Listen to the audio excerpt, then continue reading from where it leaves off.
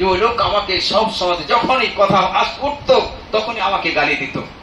হঠাৎ করে কি কেমন কখন কি হলো তার উপরে কেস হয়ে যায়, তাকে জেলে যেতে হয়। জেলে চলে গেল, কিন্তু সে একটা সাধারণ মানুষ, গরিব মানুষ, খাটতো খেত, তার বাড়িতে স্ত্রী আছে, তার ছেলে মেয়ে আছে। সালাম আনসারী এই জায়গাতে কি করলেন, যদি আমরা হতাম ভালো হয়েছে, এবার মজা নিতাম, কিন্তু আজকে আমরা মজা নেব না। আমাদেরকে পথ অবলম্বন করতে হবে নবীদের পথ, আমাদেরকে পথ অবলম্বন করতে হবে সাহাবায়ে কেরাম রাদিয়াল্লাহু আজমাইনদের পথ। সালাউল আমরাসার এই জায়গাতে চমৎকার কাজ করলেন। সালাউল আমরাসার চুপচাপ তাদের বাড়ি যেতেন, ছেলেরাকে ডাকতেন, তোমাদের বাড়িতে খাবার আছে?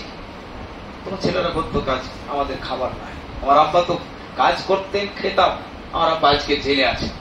সালাউল আমরাসার রাহিমাহুল্লাহ উনি খাবার প্রত্যেকদিন পৌঁছে দিতেন, কিন্তু বাড়ির তার স্ত্রী জানতে পারতো না।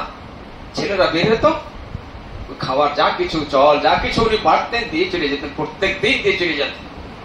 অনেক দিন পর জেল থেকে ছুটে এলেন।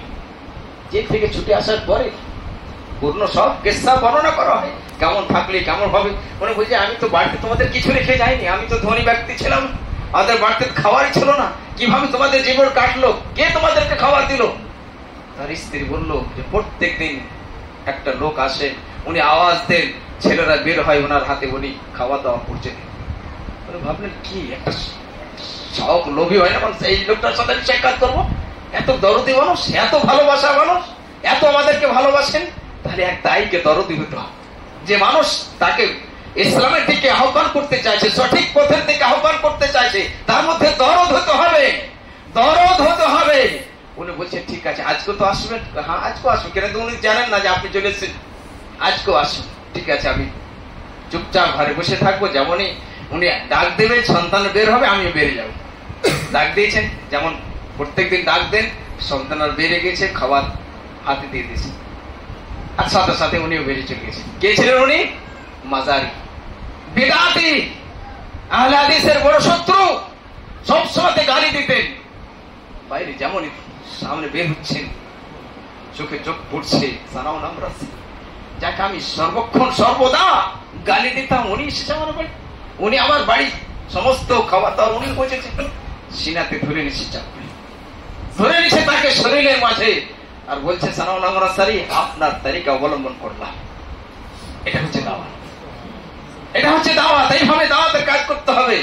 কারণ আমরা দাওয়াত কেন করতে চাইছি, কি কারণে? আমাদের শক্তি দেখার জন্য, আমাদের পাওয়ার দেখাবার জন্য, আল্লাহর সন্তুষ্ট লাভের জন্য, আল্লাহর সন্তুষ্ট লাভের জন্য, জান্নাত পাবো এই আশা নিয়ে।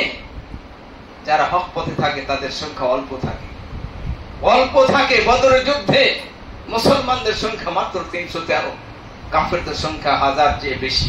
কিন্তু সাহাবায়ে কেরাম তারা কোরবানি করেছিলেন, কোরবানি দিয়েছিলেন, টাকার কোরবানি দিয়েছিলেন, ওনারা জানে কোরবানি দিয়েছিলেন, মুসলমানদের জিত হয়েছিল। আজকে আমাদেরকে পিছন পাহাতে হবে না।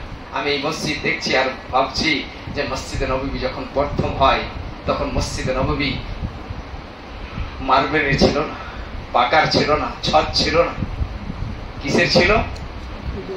খেজুরের পাতের ছাদ ছিল, কাদা থাকতো। সাহাবায়ে কেরাম রাদিয়াল্লাহু আজমাইন বলতেন যে রৌদ্রের তাপ সেখানে খুব বেশি হয়। যারা গেছেন মদিনা তেনারা জানেন এত বেশি রৌদ্রের তাপ হয়। সাহাবায়ে কেরাম বলতেন যখন আমরা সাজদাতে যেতাম, সাজদার সামনে কোন কাপড় রেখে দিতাম, রৌদ্রের তাপের কারণে বৃষ্টি হতো তো কাদা হয়ে যেত, যখন সাজদা করতে যেতাম কপালে কাদা লেগে যেত।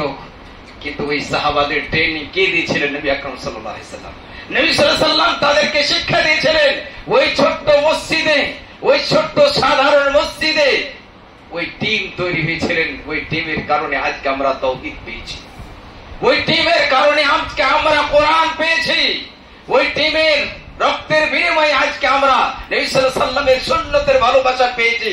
তার জন্য কোনোদিন ভাববেন না যে আমাদের ছোট্ট মসজিদ, এই ছোট্ট মসজিদ থেকে ইসলামের নূর তৈরি হবে, ইসলামের পতাকা, ইসলামের তাওহীদ চতুর্দিকে ছড়িয়ে যাবে, আর এটাই আমাদের জান্নাতের জন্য কারণ হয়ে দাঁড়াবে ইনশাআল্লাহ।